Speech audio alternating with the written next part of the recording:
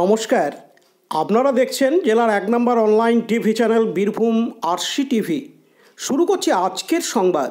বিস্তারিত সংবাদে যাবার আগে দেখে নেব সংবাদ শিরোনাম।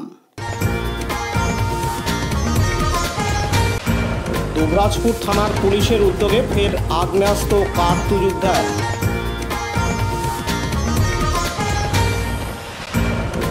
সোশ্যাল মিডিয়া ও ইউটিউবারদের নিয়ে আলোচনা সভা বোলপুরে।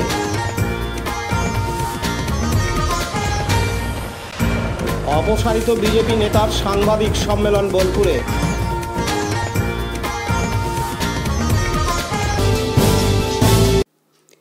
ফের আগ্নেয়াস্ত্র 2 রাউন্ড কার্তুজ উদ্ধার করল বীরভূমের দুবরাজপুর থানার পুলিশ। পুলিশ হেফাজতে থাকাকালীন জিজ্ঞাসাবাদ করে উদ্ধার করা হয় আগ্নেয়াস্ত্র 2 রাউন্ড কার্তুজ। পুলিশ সূত্রে জানা যায়, গত শুক্রবার 7ই জুন রাত্রে দুবরাজপুর থানার পুলিশ অভিযান চালিয়ে পদুমা গ্রাম পঞ্চায়েতের গাড়া ভালুকা ক্যানেলপাড় রাস্তায় দেশি পাইপগান সহ 9 রাউন্ড কার্তুজ উদ্ধার করে গ্রেপ্তার করা হয় পদুমা গ্রাম পঞ্চায়েতের বিদায়পুর গ্রামের নিখিল বাগতি ও গাড়া গ্রামের শেখ ডালু ওরফে শেখ ইয়াসিনকে। তদন্তের স্বার্থে তাদের দুবরাজপুর আদালতের বিচারক 5 দিনের পুলিশি হেফাজতে নির্দেশ দিয়েছিলেন। দুবরাজপুর থানার পুলিশ তাদের জিজ্ঞাসাবাদ করে গতকাল রবিবার 9 জুন রাত্রে শেখ ইয়াসিন ওরফে ডালুর বাড়ির শোবার ঘরের গোপন জায়গা থেকে একটি দেশি বন্দুক ও 2 রাউন্ড কার্তুজ উদ্ধার করে। পুলিশ হেফাজতে থাকায় দুজনকে আরও জিজ্ঞাসাবাদ চালিয়ে আরও কোথাও আগ্নেয়াস্ত্র রয়েছে কিনা তা জানার চেষ্টা চালাচ্ছে দুবরাজপুর থানার পুলিশ। লালটু মুখার্জির report, Birbhum RC TV, Dubrajpur. এখন বিজ্ঞাপন বিরতি, ফিরে আসছি বিরতির পর। সব থেকে ভালো চিকিৎসা সবচেয়ে কম খরচে, সবচেয়ে কম খরচে। সব থেকে ভালো চিকিৎসা সবচেয়ে কম খরচে, সবচেয়ে কম খরচে। বিশ্বমানের স্বাস্থ্য পরিষেবা মিলবে দিনে রাতে, বিশ্বমানের স্বাস্থ্য পরিষেবা মিলবে দিনে রাতে। মনি মহেশ হসপিটাল, মনি মহেশ হসপিটাল, মনি মহেশ হসপিটাল, মনি মহেশ হসপিটাল। মনি মহেশ হসপিটাল, দুবরাজপুর, বীরভূম।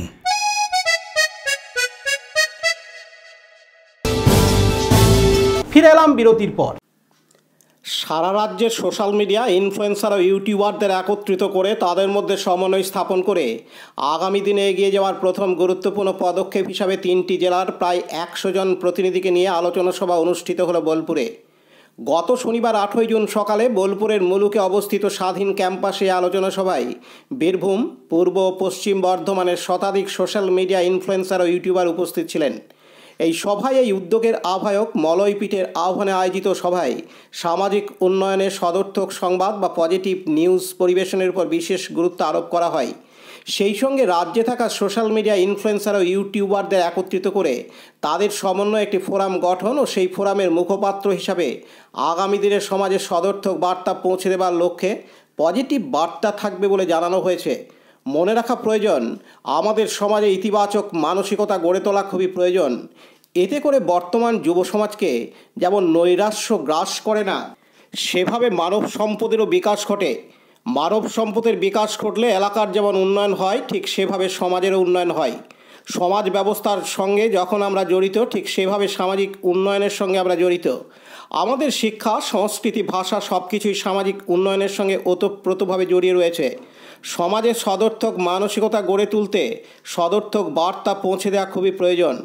ইতিমধ্যেই রাজ্যের সোশ্যাল মিডিয়া ইনফ্লুয়েন্সার ও ইউটিউবারদের মধ্যে সমন্বয় করে কাজ করার জন্য প্রতিদিন রাত্রি 10টায় অনলাইন আলোচনা সভা অনুষ্ঠিত হচ্ছে।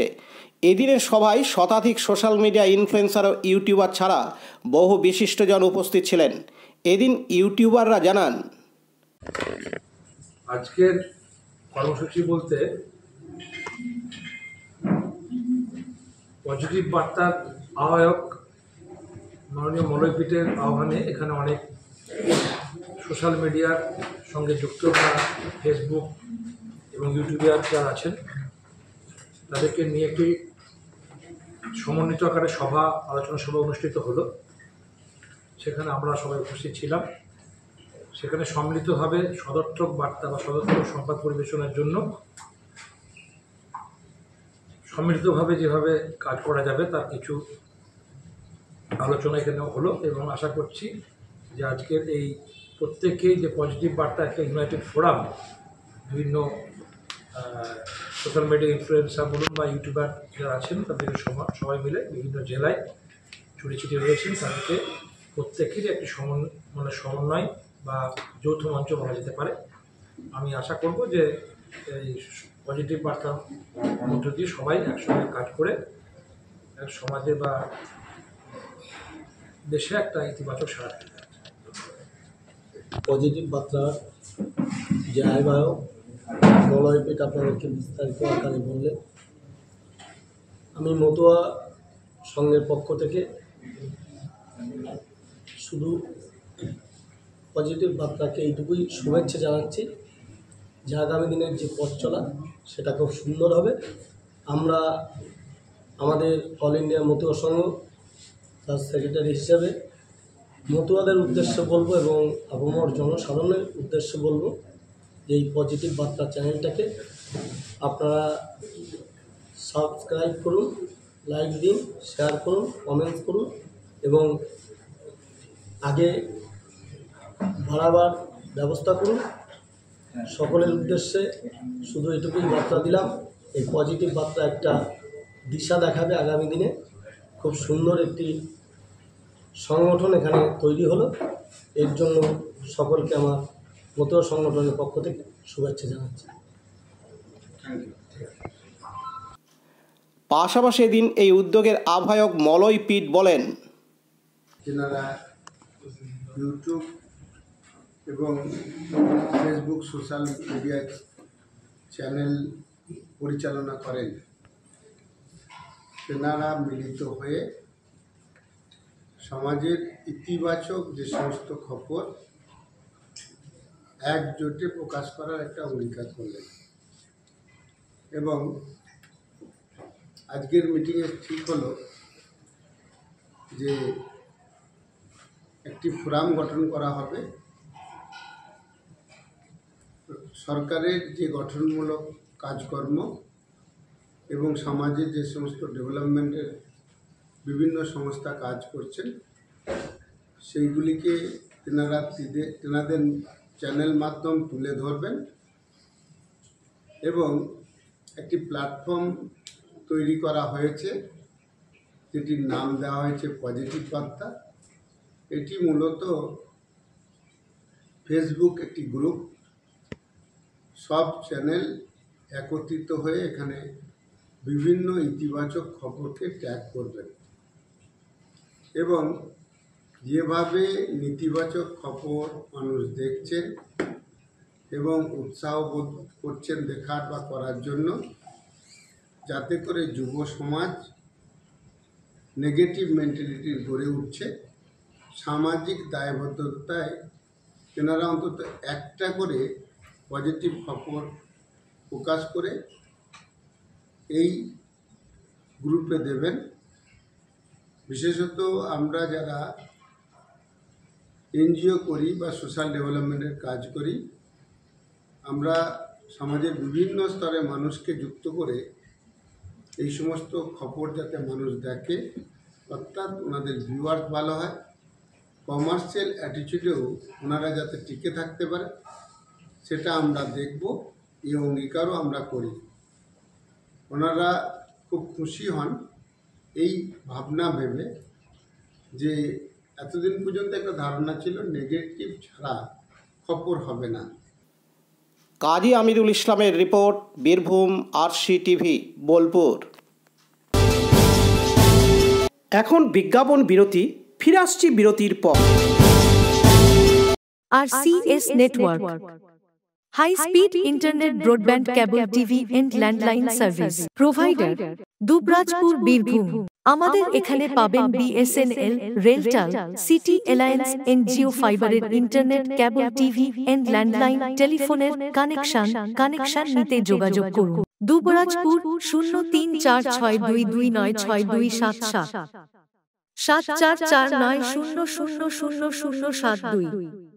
9732202011 8207037404 সিউড়ি 034622999995 9647669665 7063544520। ফিরে এলাম বিরতির পর। বিজেপির লোকসভা নির্বাচনে সারা রাজ্যে ফলাফল খারাপ হওয়ায় অনুপম হাজরা বোলপুরে সাংবাদিক সম্মেলন করেন।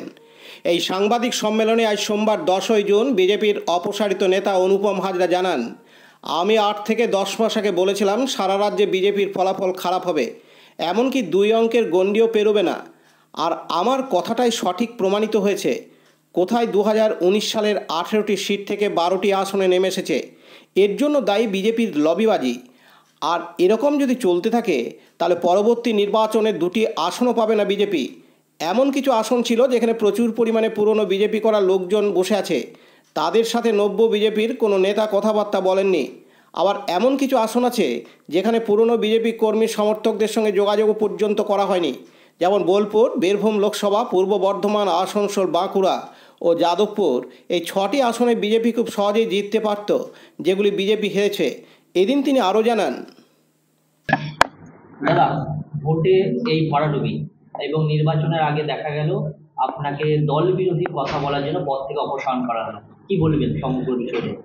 7-8 মাস আগে যেগুলো বলে গেছিলাম আপনাদের ক্যামেরাতে রেকর্ড হয়ে থাকবে, যে আমি 8 মাস আগে বলেছিলাম যে বঙ্গ বিজেপি যদি 2 অঙ্কের মানে সংখ্যা পেরোতে পারে সিটে, তাহলে যেন অনেক পেরিয়েছে। কত হয়েছে? 12টা। 2 অঙ্ক হয় 10-এ। তো 8 মাস আগে যে কথাগুলো বলে গেছিলাম সেগুলো তো অক্ষরে অক্ষরে মিলে যাচ্ছে। আর আপনাকে আমি 6টা লোকসভা কেন্দ্রের নাম অন ক্যামেরা বলে দিচ্ছি, যেখানে পুরনো বা আদি যারা বিজেপি তাদেরকে কোনো রকম যোগাযোগ করা হয়নি বা তারা মাঠেও নামেনি। তার মধ্যে হচ্ছে বোলপুর, বীরভূম, পূর্ব বর্ধমান, আসানসোল, বাঁকুড়া, যাদবপুর। কারণ যারা যে আন্দোলনটা বা যাদের জন্যে মানে আমি যেহেতু গিয়ে দেখেছিলাম 8-10টা কনস্টিটিউয়েন্সিতে, যে প্রচুর মানুষ যারা বহু আগে থেকে বিজেপি করে, এক কথায় আদি বিজেপি যারা এক কথায় বিজেপি অন্তপ্রাণ, মোদিজি অন্তপ্রাণ, সেই সমস্ত মানুষগুলো প্রত্যেকটা লোকসভাতে বিপুল পরিমাণে বসে রয়েছে বা বসেই রাখা হয়েছে। তো আজকে হারার পরে বহু মানুষ বহু কথা বলছে, ব্যাখ্যা দিচ্ছে, কারণ ব্যাখ্যা দিচ্ছে, কিন্তু এই কথাটা কেউ বলছে না যেটা আপনাকে আমি এই 6টা লোকসভা কেন্দ্রের নাম একদম স্পেসিফিক্যালি বলে দিলাম, যে এই জায়গার পুরনো মানুষগুলোকে যদি মাঠে নামানো যেত তাহলে হয়তো এই 6টা সিট বাঁচত। না নামানোর কারণ কি? না নামানোর কারণ এখানে লবিবাজি। বঙ্গ বিজেপিতে তো কাজের থেকে বেশি লবিবাজি বেশি হয়। এর কাছের লোক, ওর কাছের লোক, একে সঙ্গে নেব না, ওকে সঙ্গে নেব না। সবাই এখানে ইয়েস ম্যান পছন্দ করে, কাজের হোক বা না হোক। আপনি কাছের মানুষ হলে এখানে পদ পাবেন। তো ফলে এই জন্য এই অবস্থা। আর অমিত শাহজি তো টার্গেট দিয়েছিল পশ্চিমবঙ্গ থেকে 35টা। তো অমিত শাহজি দেওয়ার টার্গেটটা আমার মনে হয় তৃণমূল বেশি সিরিয়াসলি নিয়ে নিয়েছিল, তাই জন্য ওরা 29 অব্দি পৌঁছে গেছে। আর বিজেপি, বঙ্গ বিজেপি সিরিয়াসলি নেয়নি, যেন 12তে আটকে গেছে। এই যে সংগঠন অবস্থা, এবার 12 থেকে 2-এ না চলে আসে আবার ফিরে। নির্বাচনে যে বরাদ্দ অঙ্ক তা ব্যয় না করার অভিযোগ, তাহলে কি দুর্নীতি বঙ্গ বিজেপিতে? সে দুর্নীতি আর পুরনো মানুষগুলোকে বসিয়ে রাখা, এই দুটো ইস্যু নিয়েই তো আমি আমার আন্দোলনটা শুরু করেছিলাম। তখন অনেকের হাতে ঘা লেগেছিল যারা রাজ্য বিজেপি পরিচালনা করে, কারণ যেহেতু সত্যি কথাটা বেরিয়ে গেছিল। তো আজকে ওই 8 মাস আগের বলে যাওয়া কথাগুলো যে হুবহু মিলে যাচ্ছে, কারণটা কি? এবং কারণটা সময় প্রমাণ করে দিয়েছে যে কারণগুলো বলেছিলাম সেগুলো হুবহু ঠিক। এক, দুর্নীতি। যারা জেলা সভাপতি হিসাবে বিভিন্ন জেলায় কাজ করছেন তারা দুর্নীতিযুক্ত, তারা তৃণমূলের সঙ্গে আঁতাত রয়েছে, এবং একই সঙ্গে তারা যে সমস্ত লোকজনকে পদ দিয়েছেন তারা অযোগ্য। যার কারণে আজকে বাকি লোকসভা ছেড়ে দিন, বোলপুরে রেকর্ড ভোটে হারলো 3.5 লাখ। তো এটা কারণ ওটাই যে অপদার্থ জেলা সভাপতি এবং তাদের অপদার্থ টিম। আর তারা যে একসঙ্গে কাজ করবো সেই মেন্টালিটি রাখে না, কারণ তারা ওই সল্টলেকে বঙ্গ বিজেপির যেটা হেডকোয়ার্টার, সেখানে একটা ঘুঘুর বাসা আছে, 2-3টে ঘুঘু ওখানে বসে থাকে এসি রুমে সারাদিন সারা বছর। তো ওই ঘুঘুগুলোকে সন্তুষ্ট করে তারা পদ পেয়েছে। ও নাম আপনাদের ক্যামেরায় রেকর্ড আছে, ঝালিয়ে দেখে নিন, নাম ধরে ধরে বলেছিলাম। কাজী আমিরুল ইসলামের report, Birbhum RC TV, Bolpur. আজকের সংবাদ এই পর্যন্ত। পরবর্তী সংবাদের জন্য চোখ রাখুন বীরভূম আরসি টিভির পর্দায়। নমস্কার।